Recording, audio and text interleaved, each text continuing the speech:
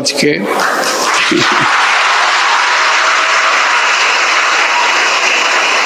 আমরা দেশের সবার পক্ষ থেকে আপনাদেরকে বিজয় দিবসের শুভেচ্ছা জানাচ্ছি।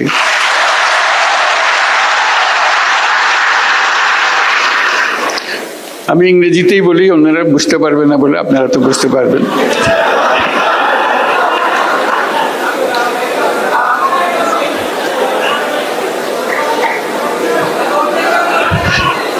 একটু পরে বাংলা বলবো, আগে ইংরেজিতে বলিনি কিছুক্ষণ।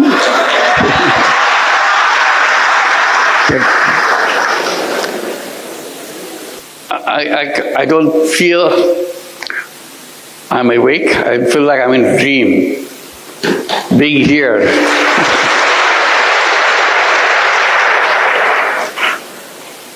It's a stunning experience to come to such a prestigious, such an influential institution in the whole world. I admired from a distance. In the past, whenever I came, I tried to get a glimpse of Al-Azhar. I just came through just watching from a distance. I didn't dare to enter. I was not familiar where to go. Today you bring me in. I'm here with the students and the faculty and the friends. It's an amazing experience, a lifetime experience for me.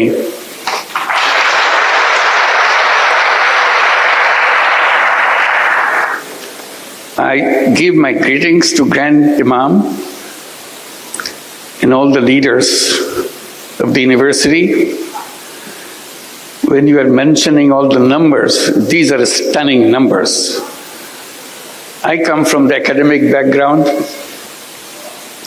I know what it means, how staggering those numbers are, how overwhelming the undertaking is.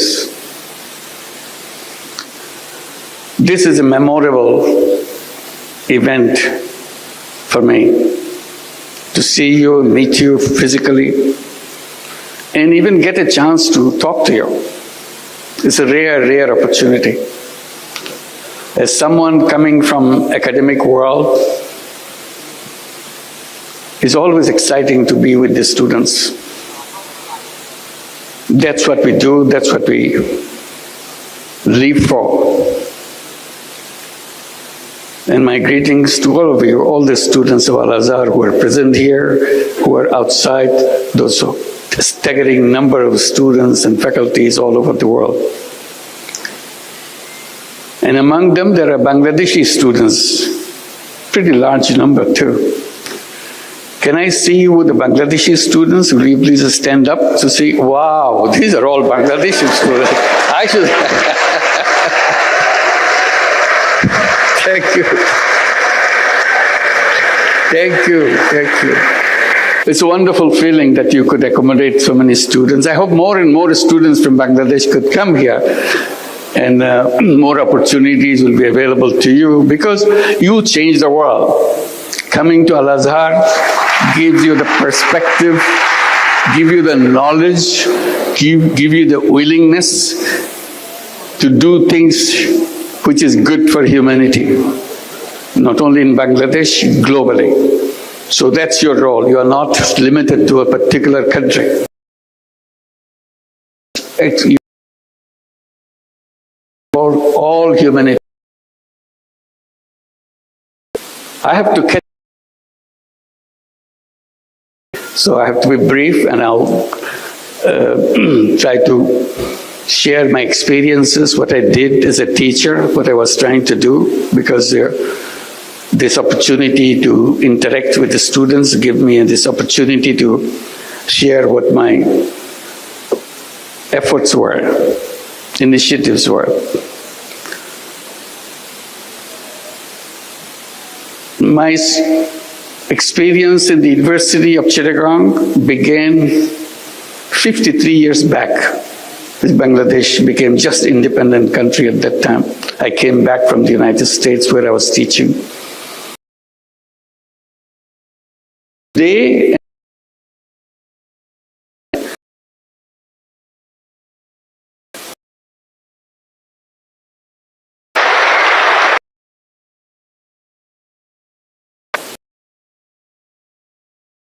that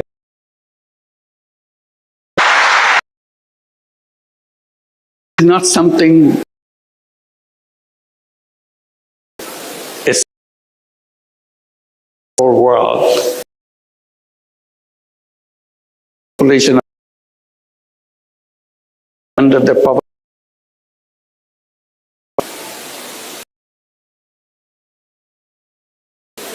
And that war, because all the roads were torn apart because of the war of liberation. People's life became very, very difficult. And as I was teaching, trying to see what can be done to make sure the people who live around the campus are reached out to. Because I was campaigning within the faculty of the university saying, if university is the reservoir of all the knowledge of the world, it doesn't matter where it is located, whether it is in a university knowledge, university, all knowledge, faculty reservoir of knowledge. Just limited to the walls of the university? Or should it be available to the people who live around the campus? That became a big debate. And I was campaigning that knowledge is no good if it is not useful for people. So if the university has knowledge, it must reach out and touch the lives of the people who were around it and beyond. And that's what this whole meaning of having an university. So we're trying to see, I was trying to see, not many people paid attention to it.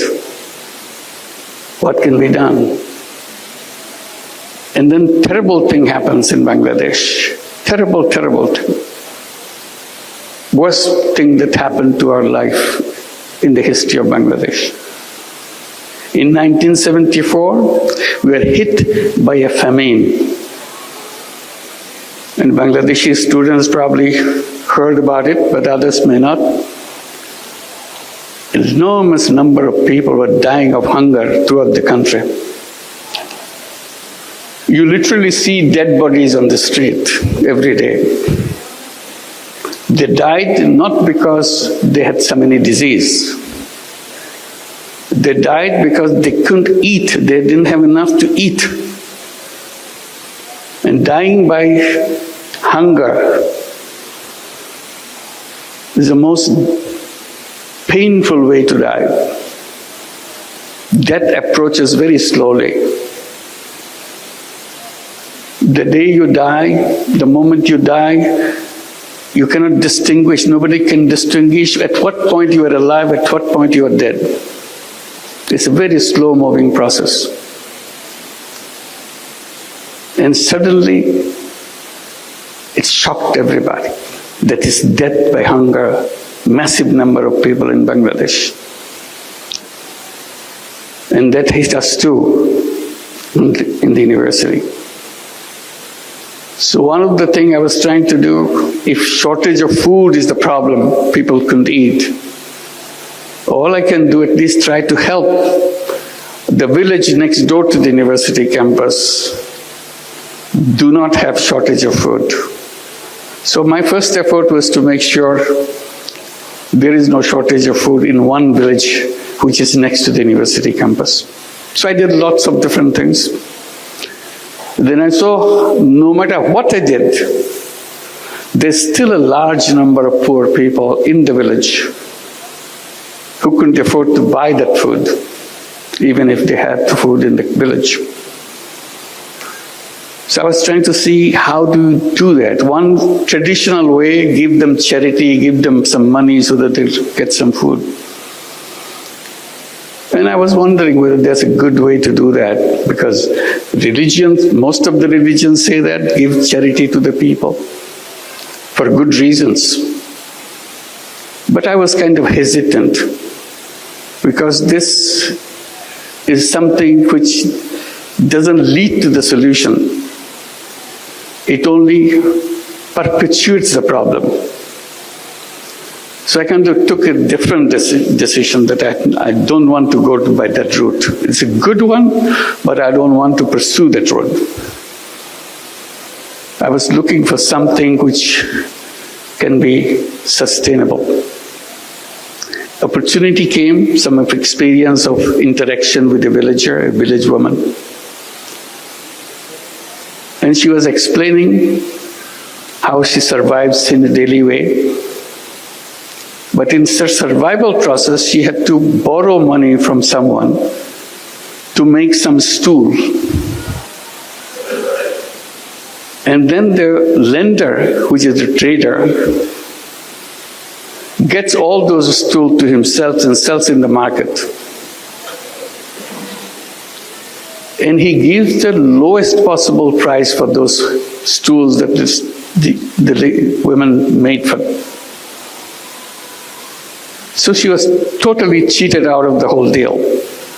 So she remains poor, but she struggles hard to make sure she gets a meal next morning or next day. The reason she didn't have the money to buy bamboo, which goes into the stool. I asked her, how much does a bamboo cost? So she borrowed the money from the trader. She said maybe about 50 cents US dollar wise, or maybe a little more if you are looking for a good quality. I said, what if somebody gave you that 50 cents as a loan, can you pay it back? I said, of course I can pay it back, because I pay him much more than that. So paying you back is no big deal. I thought about it. Should I give her the 50 cents and let her be free from the moneylender, trader? Or she should continue the same relationship and see what happens. So I didn't give her the money. But I thought about it. Next morning I came back to her. I said, okay, I'll give you the money. The deal is you'll return the money to me once your business is done, and then you can borrow more. So this was the start of something that I continued, because I was so excited that she really paid it back, and I gave her money back again. So I told the villagers, in the meantime I became very familiar with the village women and village people. I said, if you need money, come to me. I'll give you the money.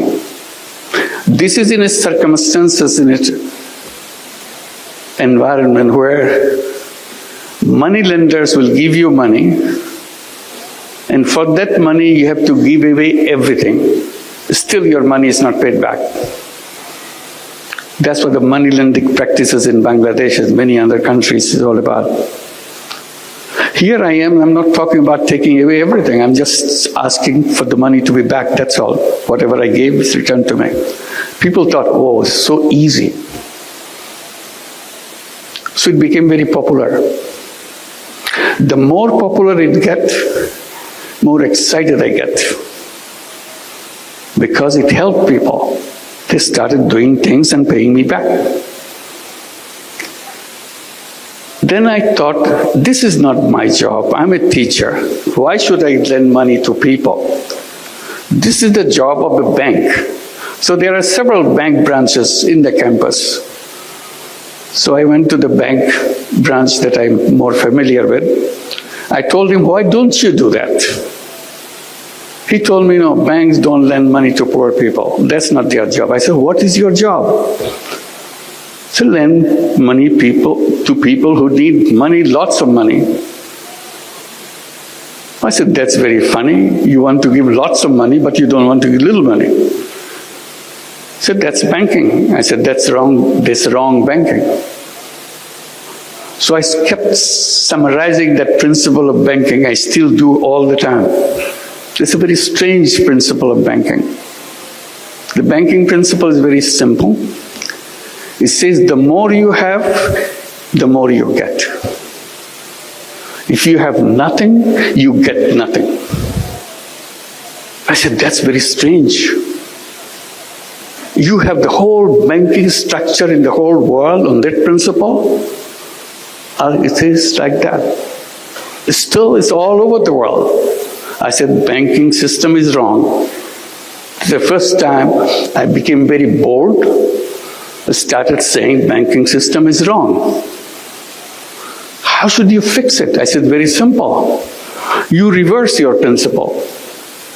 The new principle would be the less you have, the more attention you get. If you have more, you have to wait. All bankers laugh at me. That's not banking. I said, that is the banking. If banking has any meaning, it has to touch the life of the people. And touching the life of the people begins by accepting that principle. The less you have, more attention you get. Then bankers said, oh, it will not work. No matter what principle is, but it sounds good, but it will not work. Poor people will never pay back. Then I raised a simple question. How do you know? Have you ever given any money to any poor people? No, we have not, because our system doesn't allow that. I said, then how could you come to that conclusion? Oh, everybody knows that. I said, I don't know that.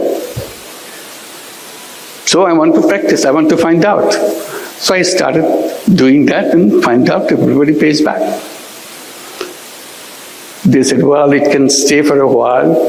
They are trying to impress you so that they can get more money. The more money they will get, they will stop paying you back. I said, that's your assumption. I will not stop until I face that problem. I will continue. And I continued. As I continued, more and more people came.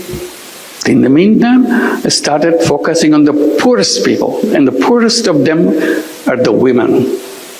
So I said, why don't I start at the poorest level of survival? So naturally went to the women and started doing it with women. And it expanded. Then I said, why don't I create a bank, separate, different kind of bank than the conventional way that you see? The idea of having a bank came at that moment. And I started debating with the government officials, telling them, give us a permission to create a bank. Everybody laughed at it. How can you have a bank for the poor people? I said, like the way I do it. Oh, that's not banking. I said, what would you call it? Banking is about lending money and getting money back and running a sustainable organization. It's a business organization. Nobody believed that. Finally, after many years, I got the permission to create a bank. I called it Grameen Bank or Village Bank and continued to expand. And that became a story after that. So this is how an idea came to challenge an institution. The reason I'm telling this story in details, unless you challenge, nothing will happen. The world will remain the way it is. It is the young people, it is the students who can see things more clearly because they are still looking for things. And that's what you are. Looking for things to do. Looking for changing people's life. Looking for changing the whole world. If you stay where you are, repeating the same thing over and over again, the world will remain where it is. And then I came with the idea that I started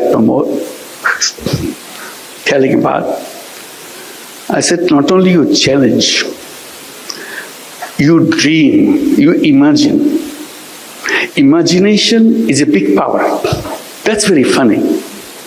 It doesn't cost you anything to imagine. You can imagine anything you want. Imagination doesn't have any limit. But it is a fundamental thing to lead you to change. If you don't imagine, it will never happen. It's a very funny thing. If you don't imagine, it will never happen. But if you imagine, it has a big chance of happening. So I encourage everybody, all my students, people that I meet, make imagination. Imagine things. Things which are absolutely impossible. Imagine that. And if you keep on imagining, it will happen. So while I do the thing in Grameen Bank and people say it will work in Bangladesh, it will not work anyplace else, it started spreading in other countries. It even came to Egypt. We started some programs in Egypt. Many microcredit programs are introduced. It went to many other countries in Asia. The funny thing is, it was introduced in the United States. In 2008, we set up a program called Grameen America. We started in Jackson Heights, New York. Everybody said, no, this is not Bangladesh. We don't have poor people in the United States. You are making us feel like we are some kind of fools. I said, no, you're not fools. You're very smart people. But you don't realize that you have poor people. Because you keep claiming that you don't have poor people. You are the richest country in the world, quote unquote, richest country in the world. That doesn't mean you don't have poor people.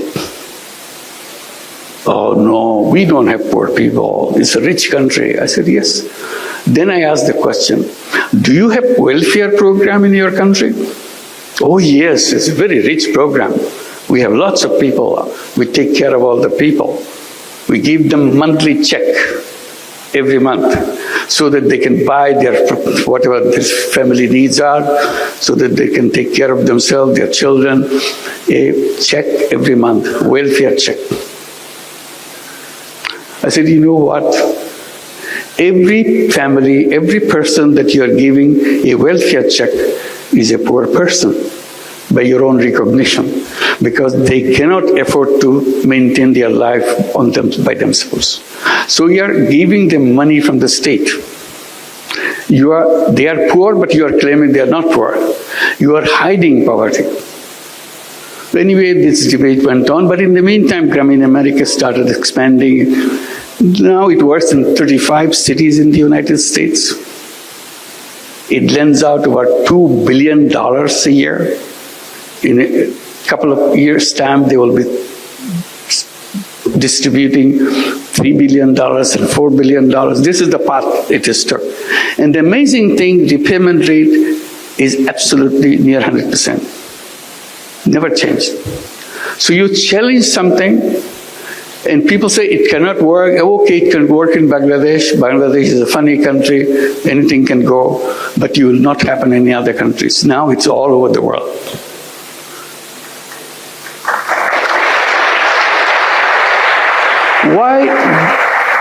Why women? I explained. And I said, women are not only poor in terms of income, they are also poor in health. If you are poor, you are always poor in health. If you are a poor woman, then all the diseases of the world is heading for you. That's the situation of poor women. So along with microcredit, all the loans that we give, savings that we take, we started looking at the condition of healthcare of the poor women. So we built up a whole healthcare program. We have healthcare program in every village so that we can take care of all the women. We have over 10 million borrowers, meaning 10 million women in our system, in the Grameen Bank in Bangladesh. So there's lots of people needing healthcare. So we introduced our healthcare system, and it worked very well. And we created many other systems to help the poor people. And people say, why are you doing all these things?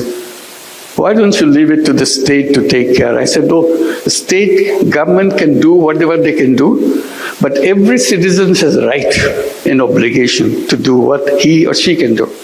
So we are simply using our right to make sure we make life for other people better. That's what we are doing. But you're doing it you are charging people fee, you're charging people money to run this. Why don't you do it as a charity? I said, I'm always trying to stay away from charity, but charity has one limitation. Charity is a wonderful word, wonderful idea, because that's where only place where poor people could survive, charity. I said, I am saying that it can be done in another way. Because charity, when it goes, helps people, it does help people. But money that goes, it never comes back. So you have only one-time use of your money. So you have to find fresh money to do the same thing again. So what I'm doing, I'm trying to create it as a business proposition. So money goes out and does the job and money comes back. So you use the money again and again, it never stops. I said, this is more powerful. Charity money has one life, but if you do it in another way, where it's a business proposition, then it has an endless life. Then you say, then you must be making a lot of money. I said, no, I'm not making money. That's not what I do. I promised to myself that I'll never make any money for myself. That's it, simple proposition. So I don't need to make any money for myself.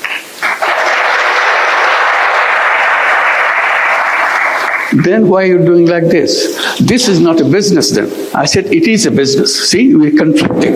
In our classroom, we are told, if you are in a business, you have to make money. And the best sign of a good business is to make the profit as high as possible. Profit maximization principle. See, I got stuck with this now. Profit maximization principle. I said, well, that may be the one kind of business, but there are other kind of business. Oh, in our books, there is no other kind of business. There's only one kind of business. To profit maximizing, to maximize profit. I said, if you have only one kind of principle, then this is something missing. There should be in your textbook another kind of business. Business to solve problem of the people without making any money for yourself. Oh, we never heard of this because you never did that. I said, I'm doing it, so I like it. They started a debate. Can this be a business? I said, of course it's a business. Business means you sell something, you produce something, sell something, and get your money back and have a surplus. In my business, there is a surplus. There's no question about it. But I don't want to take it myself. That's the only thing. The rest of it's same. Why didn't you want to take money for yourself? I said, that's my decision, that's all. You don't question that. If you like it, you should do it too. It's fun to do that. It's a big controversy in economics classes and conferences, debate, can this be a business? I'm saying this is a business as anything else. So finally I have to give it a name. I started calling it social business. Defining as a business to solve problem without financially benefiting by yourself. So surplus stays with the business and expands the business. We took this principle and expanded, creating many, many other businesses. And funny thing, we came up with an idea. Well, government was giving licenses to telephone services. But in Bangladesh, in many countries, I'm sure Egypt did the same thing. At one point of time, very few people had telephones. It was a government service and very inefficient. Maybe 100,000, maybe something like that. That's the total number of telephones in the whole country. So that's when the mobile telephone idea came, and it's got introduced in other countries. Bangladesh wanted to give a license, give licenses for setting up mobile telephone companies. We looked at each other, what does it mean? And we had an idea. Why don't we apply? We had no idea what a mobile phone is for. But since government is asking for application, we sent an application. We want to have a mobile phone company. Everybody asked, why do you want to have a mobile phone company? You are just lending money to poor people, that's all. Mobile phone company, mobile phone is for the rich people. Very rich people. Because at that time it's very expensive when it came. So I said, well, we have an idea. We want to bring telephone in the hands of poor women. Again, a shocking experience. Why poor women? What do they do with the telephone? I said, we'll figure that out. We explained, government was not happy with our application. They said, why do you want to give money to poor women, telephone to poor women? I said, it's not for her to send messages or start at that time there's no messages, just calling each other. They're not calling anybody. They will allow the rich people in the village to use their telephone and charge a person heavy price. Because that's the first time telephone came, everybody wants to make a telephone call, she will make money. So why should I give it to rich people? I give it to the poor people, the privilege of having the telephone company. So we want to do that. So we created a telephone company called Grameenphone.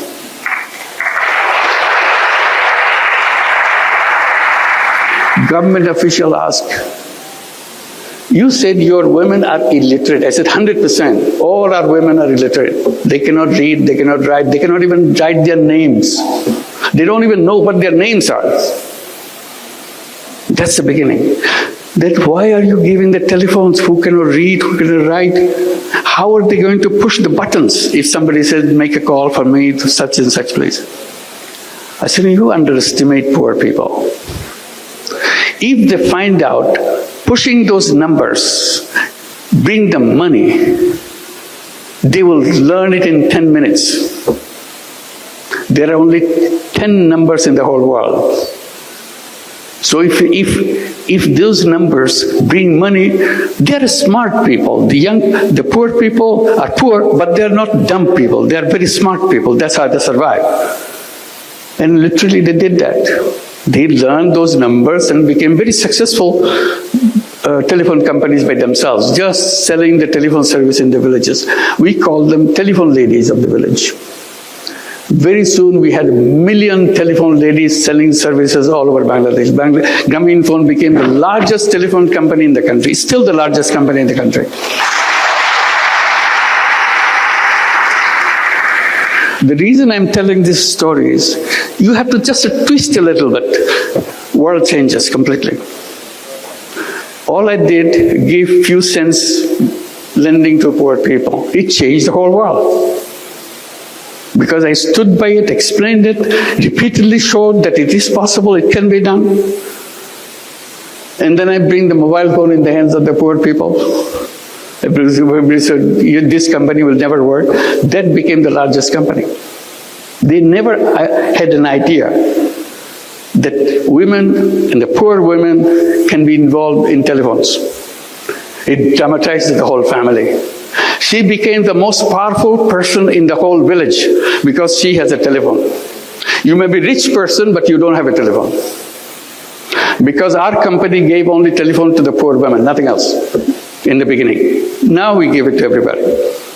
So she became very, very respected person, very important person in the village. One lady was explaining to me in those days, saying that, I said, how do you know you're an important person?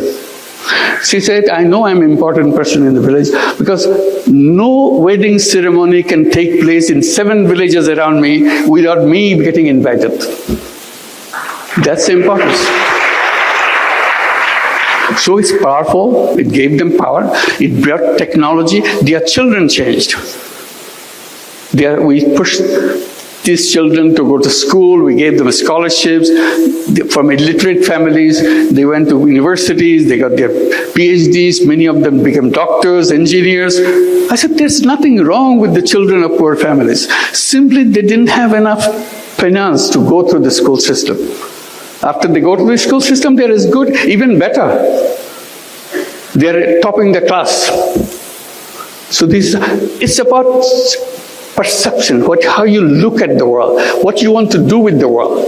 So now I talk about creating a new world. I call it world of 3 zeros.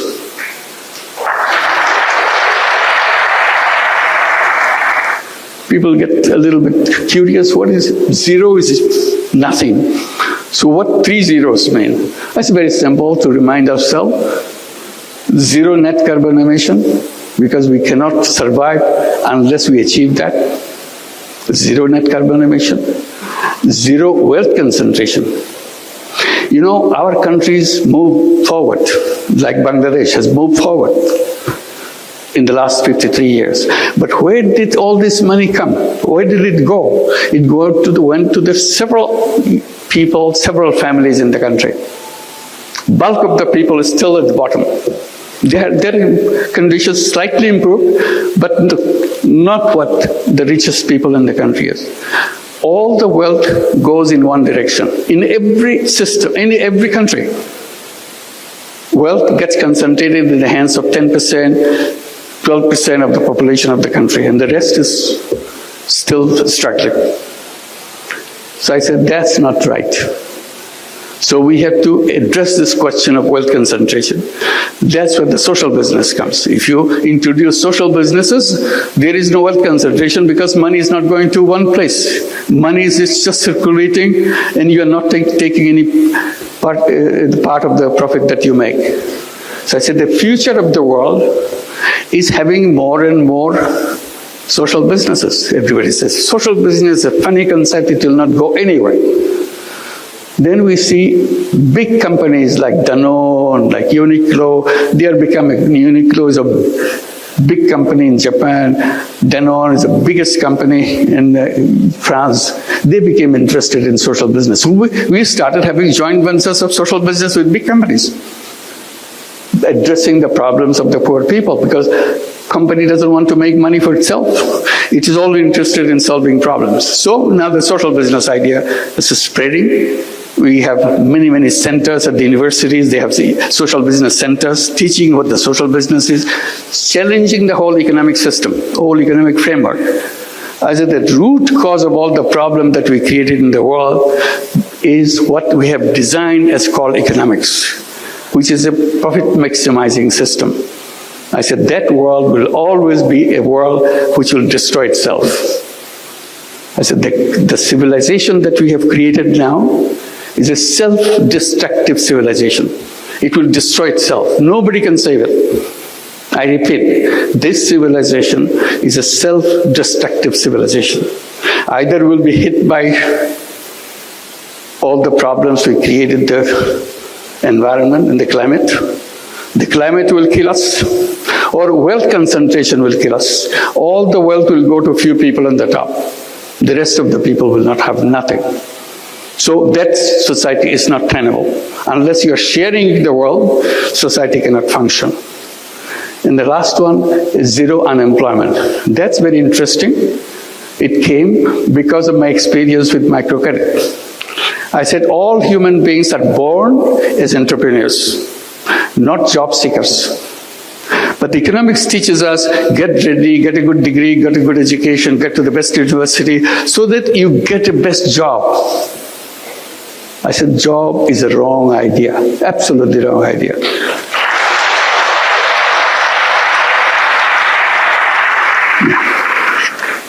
We have to leave. It's a couple of minutes. I said, it's a wrong idea because human being is a creative being. Essence of human being is a creativity. That's why I said, imagine. If you imagine, your creativity takes over. It makes it happen. You imagine that you want to go to the moon. When people were saying we want to go to the moon, everybody laughed at each other. Such a funny idea, human being going to the moon. You couldn't be funnier than that. But it's a dream. When you have a dream, you make it happen. And they made it happen. Now, lots of other dreams are coming up. What is your dream? The best thing any education institution gives to the students is to make him or make her capable of dreaming. If an institution is not inculcating that quality in young people, that institution is not an academic institution. It doesn't serve the whole purpose of being an academic institution, inspiring young people to dream the things that you would like to see. Once you dream, it will happen. So, I talk about zero unemployment. I said all human beings are born as entrepreneurs. Job is the legacy of slavery. We don't want slavery. We don't want to be slaves. But the education system forces us to do that because they say you need a degree, you need a piece of paper. Because if you produce a piece of paper, you get a job. I said, I want to create an education system where we don't need a piece of paper. We don't need a degree to show it to somebody. I use the knowledge to change the life of the other people, change the life of any people. That's what entrepreneurship is all about. And entrepreneurship is not about making money. Entrepreneurship is about changing the life of the people. So if you can create a society, create a world of 3 zeros, zero net carbon emission, zero wealth concentration, zero unemployment, we create a new civilization. That's the challenge. That's the task that we have. এই কথা বলার জন্যই আপনাদের কাছে আজকে আসলাম। আপনাদের